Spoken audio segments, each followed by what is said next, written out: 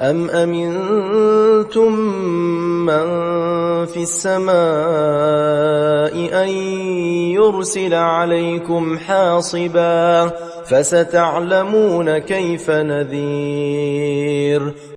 ឬមួយពួកអ្នកគិតថាមានសុវត្ថិភាពពីម្ចាស់ដែលនៅលើមេឃក្នុងករណីដែលទ្រង់នឹងបញ្ជូនព្យុះថ្មទៅលើពួកអ្នកឬដូច្នេះពួកអ្នកនឹងដឹងថាតើការព្រមព្រៀងរបស់យើងយ៉ាងដូចម្តេច ولقد كذب الذين من قبلهم فكيف كان نكير ហើយជាការពិតណាស់ពួកជំនាន់មុនពួកគេក៏បានបដិសេធនឹងបណ្ដាអ្នកនាំសារដែរដូច្នេះតើទរណកម្មរបស់យើងចំពោះពួកគេយ៉ាងដូចម្តេច أولم يروا إلى الطير فوقهم صافات ويقبضن តើពួកគេមិនបានសម្លឹងមើលសត្វដែលហើរត្រដាងស្លាបនិងក្តោបស្លាបរបស់ពួកវានៅពីលើពួកគេទេឬ ما يمسكهن إلا الرحمن إنه بكل شيء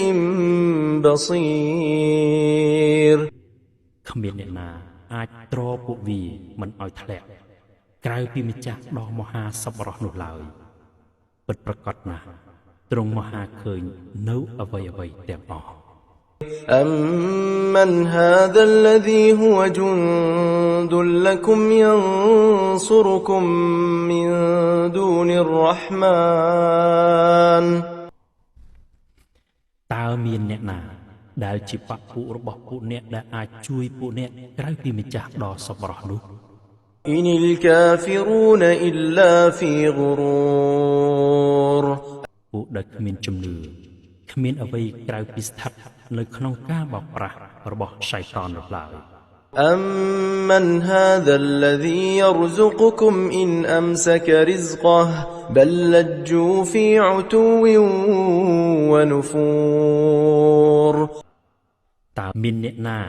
ដែលជាអ្នកផ្ដល់លៀបសក្ការៈដល់ពួកអ្នកប្រសិនបើទ្រង់ដាច់លៀបសក្ការៈរបស់ទ្រង់នោះផ្ទុយទៅវិញពួកគេនៅតែស្ថិតនៅក្នុងភាពចោះចេះរឹងរូសនិងគេចចេញពីការពិតដដែល